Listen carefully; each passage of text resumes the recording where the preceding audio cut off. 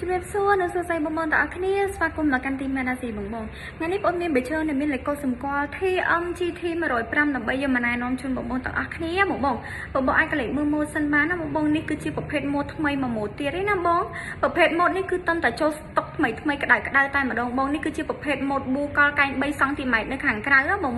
សម្រាប់ខាងក្នុងគឺរាបស្មើធម្មតាបង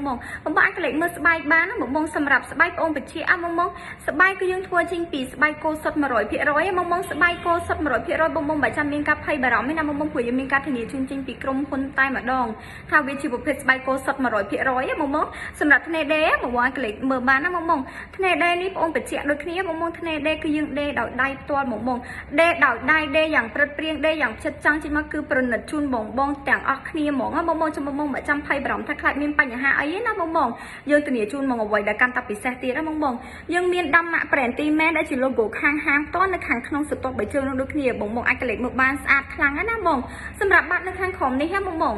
ប្រភេទបាត់នេះវិញគឺជាប្រភេទបាត់ក្រេបសុទ្ធ 100% បងប្រភេទបាត់ក្រេបនេះការពាររកភាពរអិលការពាររកការសង្រេតរត់បានច្រើនខ្លាំងមែនតើបងចាំបងបើចាំភ័យបារម្ភថាទិញទៅខ្លាចពិបាកពាក់ពិបាកដើរឬមួយក៏ខ្លាចល្អិលអីណាបងសម្រាប់បញ្ហាហ្នឹងគឺបងហ៊ានធានាជូនបងដូចគ្នាសម្រាប់ម៉ូដនេះហ៎បងម៉ូដនេះតម្លៃពេញបងគឺ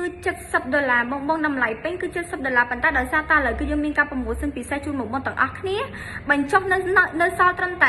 $45ណាបងចឹងបើសិនជាបងឆ្លៃនៅពេញចិត្តបងគ្រាន់តែតម្លាក់លេខទូរស័ព្ទបូកជាមួយនឹងទីតាំងហើយចូលជាមួយនឹងលេខកូដសម្គាល់ដែលមានលេខកូដសម្គាល់ TMGT 105បងTMGT 105ហើយតម្លាក់ចូលខាងក្នុង page ខាងក្រុមការងារនៃតាក់ទងទៅអរគុណច្រើន